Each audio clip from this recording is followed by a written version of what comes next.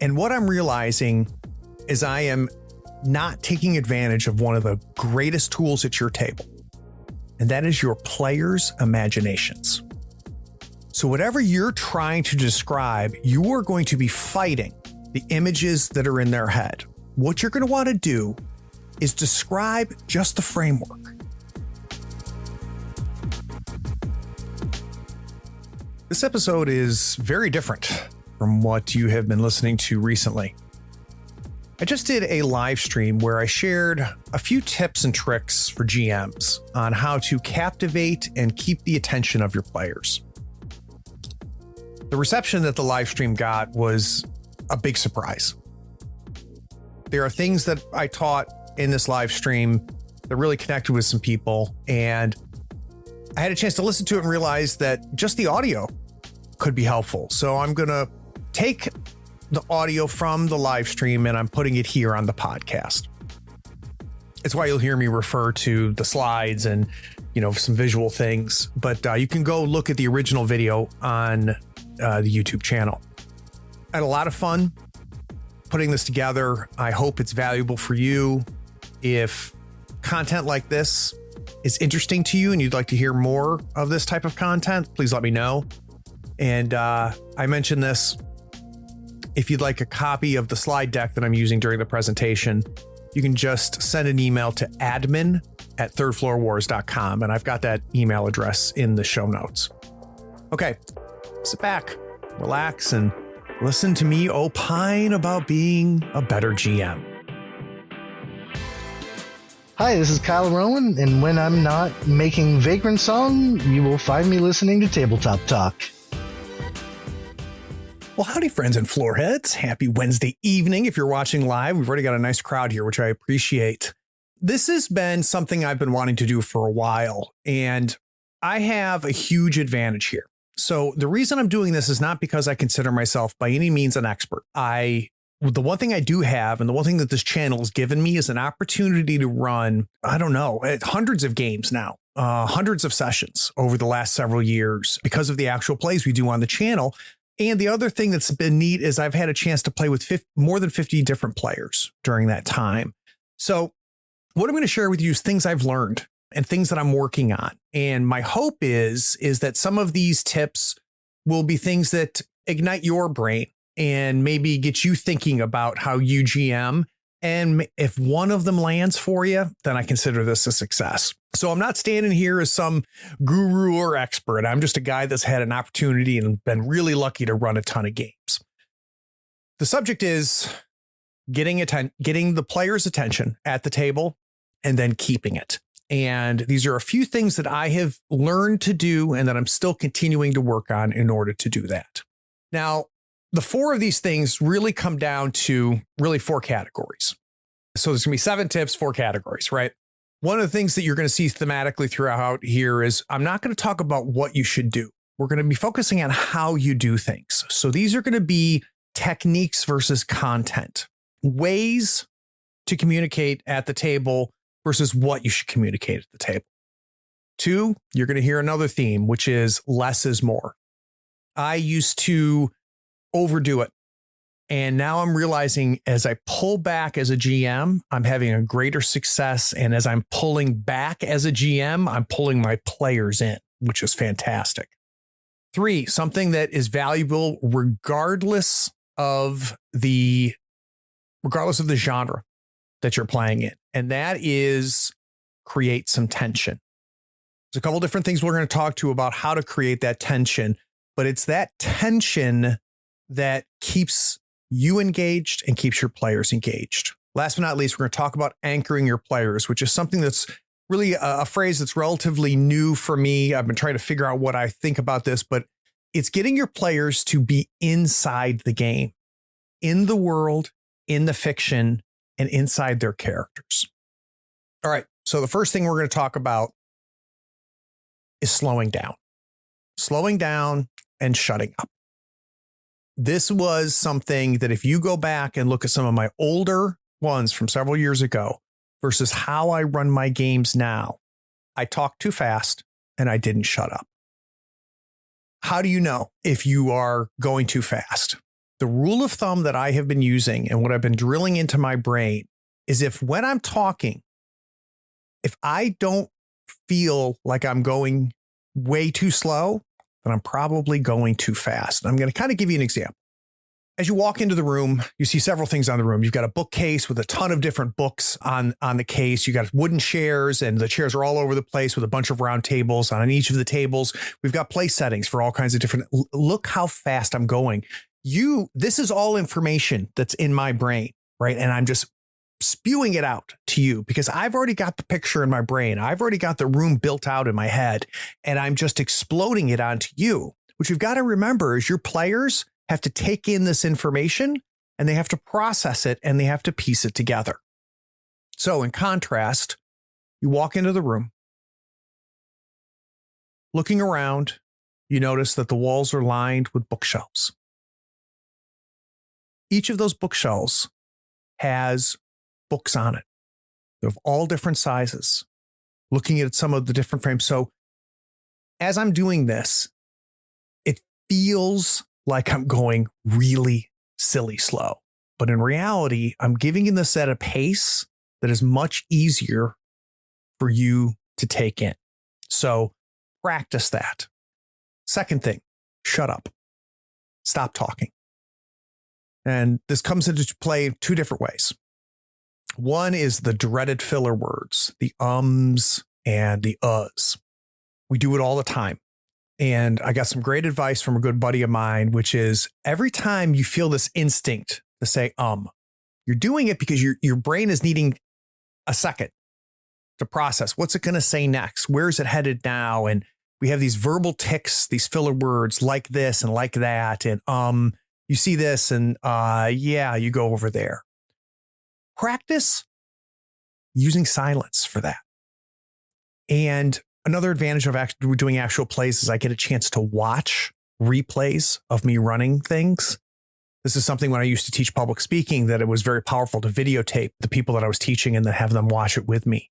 You don't really understand how often you're doing. So the tip I'll give you is, get rid of those filler words and replace them with silence. The next part is letting yourself get uncomfortable. This is something that I've been working on, is uncomfortable silence. And it can be very, very powerful. You think that uncomfort is going to lose your players. What you're going to find is it's going to do one of two things. By you shutting up, either your players are going to fill it in, get engaged, start participating more, or you're going to draw them in with that silence. And I'm going to give you a perfect example. You describe them coming into this room I just talked about. We describe tables, chairs, the books, the window, the desk. Our instinct when we're done describing things is to go, what are you going to do? I have found it being really powerful just to shut up when you're done and let it sit there. Give your players time to process, time to think, and they'll know because you shut up after some time, and it's going to feel really uncomfortable for you at first, but after some time, they're going to learn, oh, Craig is done. Now it's our turn. Now we are going to participate. So try that out. Try getting rid of the phrase, what are you going to do? So quick recap, shut up, slow down, and allow yourself to be uncomfortable with the pace that you're speaking, with the amount of silence that you're offering, and giving the game room to breathe.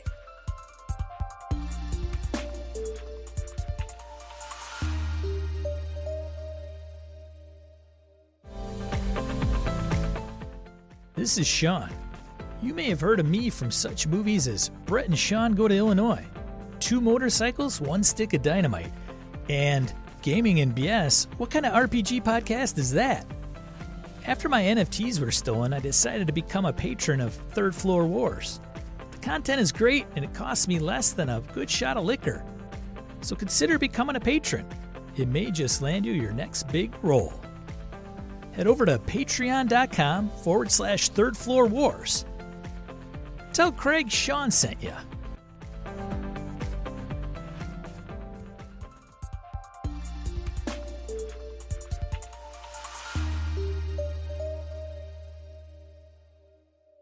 All right. So let's move into less is more. Let's talk about description. That's a big part of what we do as GMs. We are building the world. Now, before, really not that long ago, something I'm still working on it. Let me see what Brian says. One potential issue I've had with silence is in online games. It's hard to tell if it's a complete thought, a pause, or a lag. Yeah, and you're right, Brian. I agree. But, and you may have noticed this as being one of the players in a few of my games, you start to learn the difference. So this might be weird at first for your table. And people are going to be like, what's going on right now? But they'll figure it out. And because you're going to set, and we're going to talk about rhythm and pace here in a second when you're speaking, they're going to learn kind of when the period is at the end of the sentence. They're going to learn when you're not just pausing, but when you're finished. And it's going to be something that's going to take a little bit of time. But you are right. You're right. And that is definitely a struggle when you're online. So let's talk about description. Now, before, I felt the need as a GM to fill in every line, fill in every corner, fill in every color. I wanted a battle map, and I wanted details on that map. And I wanted my players to always know where they were at any given time. Even when it wasn't combat, I wanted maps. And when they entered a new room, I would have multiple paragraphs and bullet points of descriptives about everything, every aspect of the room and all of the details. And sometimes I would even put up like mood boards that showed the different scenes and what the furniture looked like and what these books in the bookcase looked like. And, exactly what the forks were. I felt this need to transfer exactly what I had here into my players' brains. And what I'm realizing is I am not taking advantage of one of the greatest tools at your table, and that is your players' imaginations. So whatever you're trying to describe, you are going to be fighting the images that are in their head. What you're going to want to do is describe just the framework and then let them run with it in their brains, because they're going to do a much better job of filling in all the details than you are going to be to describe it. Also, you can lose players. If you are spending a ton of time describing things, overloading their brains, for some players, it's going to cause them to shut off. It's going to cause them to pull back.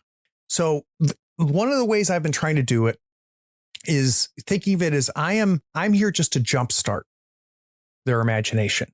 Give them enough to kind of just get going. Now, one caveat as I talk about the other 3 points here is it does require you to check in with your players and be ready to kind of set the scene a little bit, right? So if I build out all of these details, I've got to be ready for my players to go, okay, we're in this bar. Is there any bar snacks on the bar? Yeah, there are, right? And I didn't describe the bar snacks. In their head, there were bar snacks on that bar. Great, there's bar snacks on the bar. And if it's important to me that there wasn't bar snacks on the bar, then I'll say, no, there's no bar snacks on the bar. So there's going to be a little bit of question and answer that's going to help build the context. And when it's important for the fiction to completely line up, you're going to have to be ready to do that. But that's much better than me filling in all of the details and robbing my players the ability to paint the scene in their own heads. Next thing is one you hear in a lot of GM advices, which is engage all of the senses. I'm just going to add to that, right? So everybody tells you, you use all 5 senses. I don't agree with that, but you want to have all 5 senses engaged throughout the entire process. And what I've been trying to do, and it's worked really well for me, is 2 things. One, making sure that I'm using at least 2 or 3 of the senses. So between sight, hearing, taste, smell, and touch, grab 3 of them, right? When I'm describing something. Most importantly, and this has helped me with anchoring my players, don't lead off with the visual. Start with how things smell. Start with how something feels.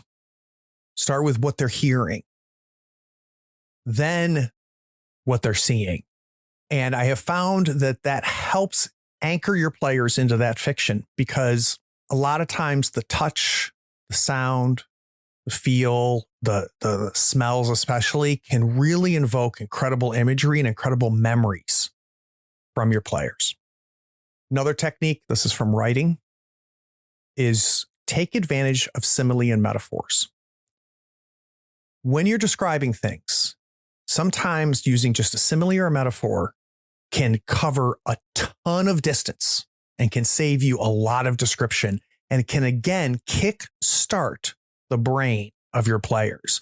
So for example, you step outside and the morning smells fresh like newly cut grass. That's a simile. But think about what that phrase just does. How much I have set the scene and allowed the players to go, it smells like freshly cut grass. That immediately evokes all kinds of information in their brain. Another thing that's powerful is a metaphor, which is when we say something is like something, when we say something is something. So when you wake up next to the campfire, you can smell the wood, the smoke, the charcoal forming. You can hear it cracking as the wood cracks under the pressure and the heat of the fire. And you look up and the sky is a dark canvas, devoid of any light. So instead of saying it looks like a canvas, say it is a canvas, right? So think about using simile and metaphors because that can really, again, invoke a strong scene and image in your players' minds because we're trying to kickstart that. The last point kind of sums things up, which is just trust your players that they're going to do a better job of describing the world than you are. Build the framework, kickstart their imagination, check in with them when you need to, but let them run with it.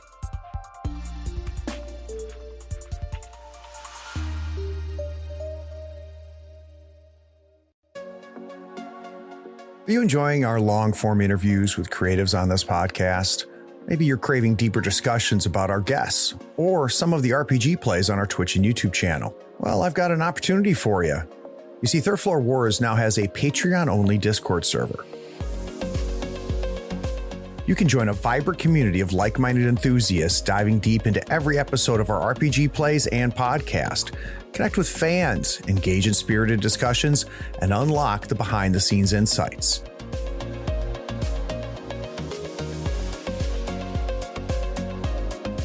For just $1 a month, access a world of tabletop gaming goodness. Connect with passionate gamers who share your love for the Tabletop Podcast and everything produced on the Third Floor.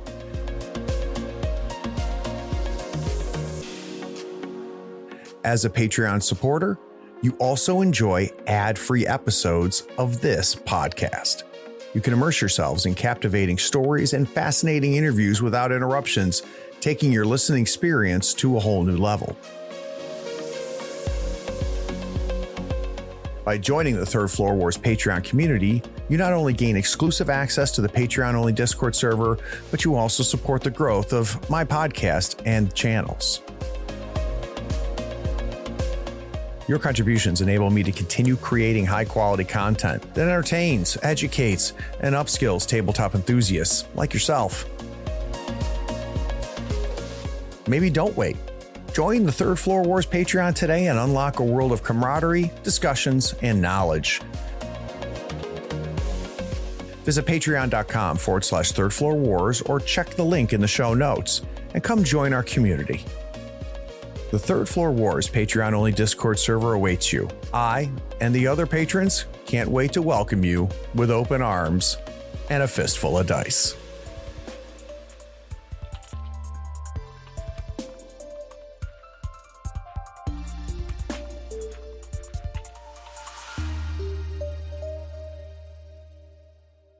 So let's talk more about anchoring your players. This has become probably the one aspect of GMing that I've really tried to focus on. And I'm finding it to be of really great success. And one idea, and I believe I picked this up from listening to Jason Cordova talk about this, is this idea of concentric circles in your descriptions. So start close. So when the scene changes, start describing something very close and personal to them, and then work your way out. So the example that I've got here on the slide is I've got a rainy, my temptation is when they stepped outside of the cottage, I've got this huge rainforest in front of them and this torrential rain. And my first instinct is to talk about the landscape that's in front of them, all of the greenery, the tall trees, and the fact they can hardly see the rising sun through the rain and all the clouds, and just get big. I start big. I'm finding starting small can really help your players anchor themselves in that scene. So when you step outside of the cottage, you could hear the raindrops pelting against your leather armor. You look down at your feet and you see that your boots are soaked with mud as they get sucked into the soft ground that's saturated with all of the rain. Now step back a little bit farther out. Talk about what's right in front of them. And I think of it as like, what's in arm's reach? So it's difficult for you to see beyond the tips of your fingers outstretched because the rain is just creating a wall of water around you. You can see just barely some images that are distorted, by the rain. And then if you need to, go bigger, right? So talk about what they can see beyond that. So I want you to think about that when you're describing things and when you're building up a scene. Is think about anchoring your players by starting close and personal. It's a party of players. Talk about maybe what 2 or 3 of them are seeing real close to them. Then talk about maybe what they see as a group.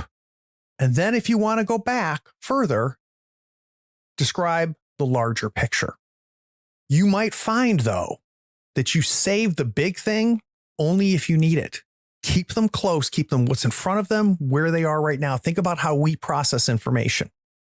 So if you step into a new room, the first thing you're going to notice is what you smell, what you hear, and what's happening to your body, your personal space. That's the first thing you're going to worry about. Then you're going to worry about what's an arm's length and what's real close to you. And once you've got all that figured out, then you're going to put your head on a swivel and start taking in the entire room, entire scene. Think about describing it the same way for your players. All right, let's talk about creating tension. A big part of creating tension for me has to do with pace and rhythm. We often think of the exciting parts of our adventures and our sessions, the big fights, the arguments, the discovery, the big reveal. But if everything is shocking, if everything is exciting, then nothing's exciting, nothing's shocking. I have found that the contrast between the normal and the spectacular can really make the spectacular stand out. And part of that is the rhythm that you're using, the pace in which you're talking. If I'm describing a room that I know is empty, I know there's nothing going to happen here, right? There's no clue to be found. There's no goblins hiding behind the chair. I'm going to describe this room a certain way. Slow, methodical. You see the tables in front of you. They're all set. Forks next to the knives. Large windows are bringing in that sunlight. You can feel the warmth of that sunlight as it's passing through these huge bay windows that are just filling the room. You can hear the people in the far corner. They're the only 2 people in the room, and they're just eating their lunch. They didn't even pay attention to you. They're just whispering to each other, totally engrossed in their conversation with each other. Then you stop. You stop describing things. You let them figure out the rest. They'll tell you what they're going to do. Shut up. Now, what happens if they walk into that same room? And I know that these 2 people are going to, hey, Cody, those 2 people are going to attack my players. Let's describe it the exact same way. You walk into the room. You see the tables all set out. You see all the plates and the forks ready for more diners, but The huge bay windows, they let in the warmth of the sun. You can feel it on your skin as amplified by the huge glass of the bay windows. And in the far, far corner, there's two people eating lunch, a man and a woman. And they don't seem to even notice that you've walked into the room. And you can hear their slight whispers as they talk to each other. What makes it odd is when they both stand up with steak knives in their hand and turn to face you. And you see that their eyes are ink black. But did two things there. One, you saw my pace was the same. And as you're doing that, as your players are learning this pace of how you describe things, if I do the same thing in the empty room, the mundane room, as I do in the spectacular room, they're going to be leaning in to the world because they never know what you're about to do because you're not giving anything away. The other thing you do is the third point here on the slide, which is save the best for last. So if they're going to walk in to the cavern and it's the cavern where the dragon is, that's the last thing you're going to mention. You're going to talk about different aspects of the cavern. And then you're going to say, but what really stands out is the long neck of the sleeping black dragon in the center, right? You get that idea. A harmony about it. See what you say. I know having a relatively simple knit or very simple crochet, I'm just learning that project helps me pay attention to gaming more deeply. Better than notes, even better notes. Yeah, I know for a lot of us, Harmony, this is a really good point, and it's something that as a GM, you have to learn about your players. And I've had a chance to play with a lot of people. A lot of times we can mistakenly think that fidgeting or people doing things with their hands, sketching and drawing will, for some people, the way they process information, that means that they're even more engaged. They're there with you, even if they're not making eye contact. The way different people process information varies. And you kind of have to learn that with your players. Don't automatically assume that you've lost those players, and don't be afraid to talk to them. If you think, hey, just want to make sure that like you're in there and I know you're fidgeting, which doesn't bother me, but I just want to make it. And often they'll be very self-aware and they'll say, no, that's, I need to do that as I'm processing information and taking in this brain dump from you. It helps for me to fidget. It's a great point, Harmony. So describe the mundane as mundane. Describe the spectacular as mundane so that your players never know exactly where the craziness is going to start. And then savor the reveal till the end. Not you walk into the cavern and see a dragon, right? You walk into the cavern. I'm going to describe it the same way I described the cavern that you just came from. Oh, and by the way, there's 30 goblins pouring through the holes in the walls. So this next technique, I call pause, rewind, play. And I'll tell you, I use this mostly in combat, but it's not exclusive to combat. It is when you're changing the spotlight. So when I'm going from one player to another, right? So maybe I've had 2 or 3 minutes where I've been focusing on just one player, one character. And now I'm going to shift that spotlight and talk and focus on another character. When I'm shifting that spotlight, stop, rewind time a little bit, and press play and rebuild that context. If you watch how I run combat in some of my more recent games, you'll see me do this. And it accomplishes a few things. So let me give you an example. It's Conan's turn in the initiative, right? Oh, Sundance, teacher here. Craig's so right about people processing information differently. This is something that I deal with when I'm teaching. Yeah, it's very, very true. And I got to be honest, for both you and Harmony, this was something that was relatively new to me. And I just have been so lucky because I've had an opportunity to play with so many different people.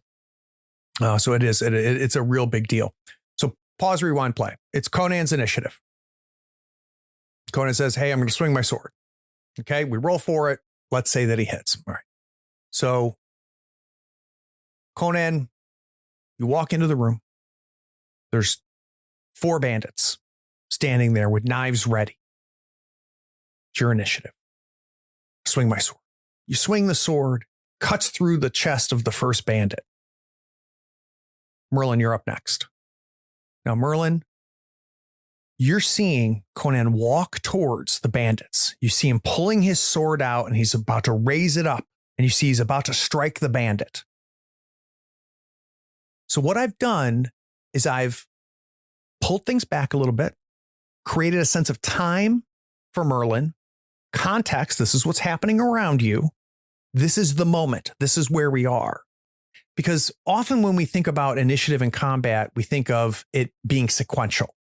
Conan acts, and then he finishes. Then Merlin goes and he finishes. Then Bilbo goes and he finishes.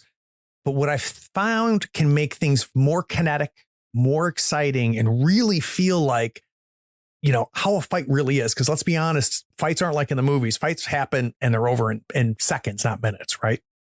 If you can create that idea that all of this is happening at once, that all of this is condensed, right? So we might spend 15 minutes going through the initiative order, but only 4 seconds have passed in game time. This pause, rewind, play technique might help you with that. So as I go from Merlin to Bilbo, you snuck in through the window. And as you come through the window, you can see Conan's sword coming down on the bandit, cutting the bandit in half. And you can feel the heat of the flames coming from Merlin's hands. Set the scene. I've created the context. So it controls time, condenses things. The other thing it will do, this is big, is it kind of puts your players back into it, right? Because if 20 minutes have passed as you've gone through all of the initiative order, kind of recapping a little bit to kind of bring Bilbo back into the game a little bit and kind of reset the context for Bilbo is going to help Bilbo, make a decision. And it's going to make it easier for them to act. And again, mostly with combat, you can do this with any technique. So recap what's happening, pause and rewind, give them that context, and then you control the fiction, the time in the fiction, which is different than the play time at the table, by using this technique. So second to last, and this is encouraging your players to be in character. In our dreams as GMs, we want all of our characters to be playing as character in their character, right? And understand that there's going to be some players that aren't comfortable with that don't want to do that. They need to use second person. They need to talk about what Bilbo's doing, not what I'm doing. That's fine. But we want them to be anchored inside their characters. And there's a couple techniques that I've been using that has helped me help my players get into character. The first one is try not using the player names. Try using character names. Conan, what are you going to do? Talk to them. Use the character names as you're playing at the table. Talk to them as character. Second piece is use second person with them. Conan, as you lift the sword and you come down and you slice the bandit, as the blade cuts through the chest, you can feel the resistance as it hits the bone. So you'll notice that I'm not saying what Conan, that this is what he is. This is what you're doing. This is what you're feeling. This is what you're smelling. This is what you're seeing. This helps anchor them inside of that character. The last piece is modeling it for your players. Your players each have one character. You have a world of characters. So try using first person when you're speaking as an NPC and even describing what the NPC does. So you look over and you see David standing there. I don't understand why you're asking me this. And I reach down and I pull out my dagger and I put it towards you, challenging you to a fight. So you saw me move into David, move into first person, and modeling that for the players. That can help them stay in character as character. All right, last but not least, and this kind of ties into really summarizing a lot of different things, but it stands on its own as well, which is let your game breathe. Don't feel the need to rush, and really invest in the ordinary and the mundane and take your time. Some of the greatest moments I've had at my table has been between the action. And when I've allowed my players and prompted them and encouraged my players to seep in and sit in that downtime. Big fight is over. They're picking up their arrows. They're cleaning their swords. Conan, as you take your sleeve and you start wiping the blood off your blade, there's the adrenaline, that aluminum feeling in the back on your back teeth as that adrenaline just starts to fall away. And you start being able to take deeper, slower breaths. What's running through your head? See the prompt there, right? Getting them in there, getting them to think about that.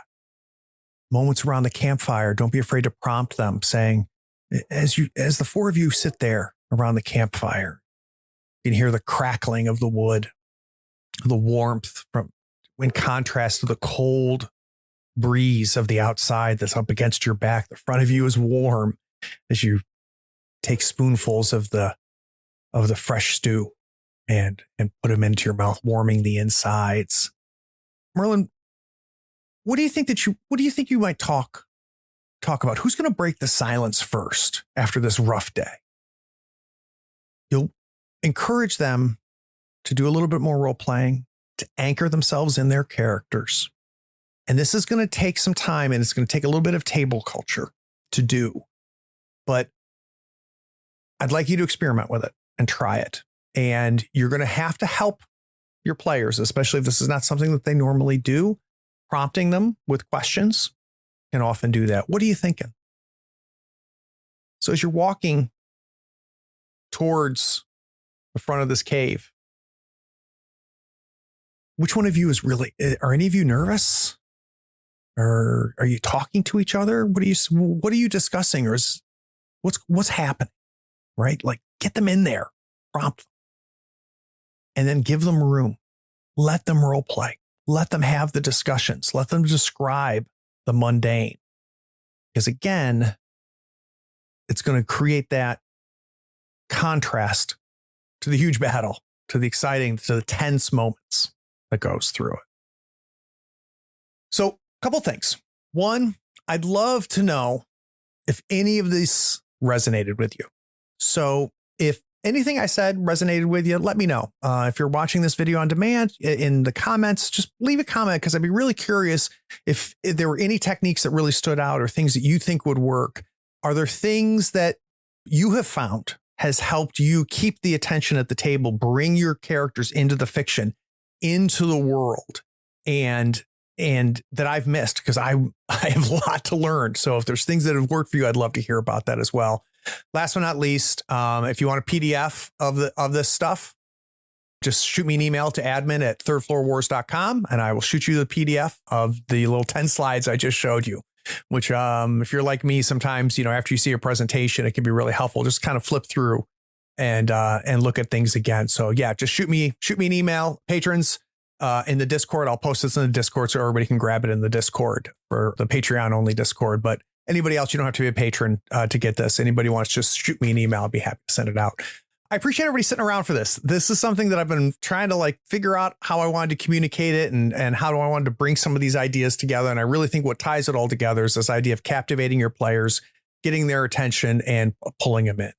And I'm really glad, and I love the comments coming in, that it sounds like some of this really did connect with you, which I really appreciate. If you do want to support me, we do have a Patreon, thirdfloorwars.com on Patreon. $1 a month helps make all of this happen. We've got, if you want to see me, if I know anything and know what I'm doing, you want to see me GM, watch some of my videos. We've got actual plays happening all the time. We've already got well over, I think just over 100 now different episodes of many different games. All right, guys. Gals, friends, floorheads, it's good seeing everybody. Take care.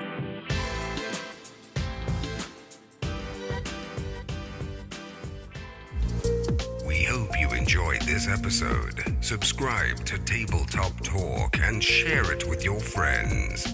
Check out our content on YouTube and Twitch. Follow us on Twitter and Facebook and stay updated on everything coming from Third Floor. All the links are in the show notes.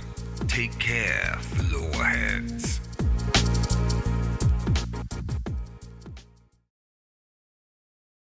Oh, hey, are you still here? Wow.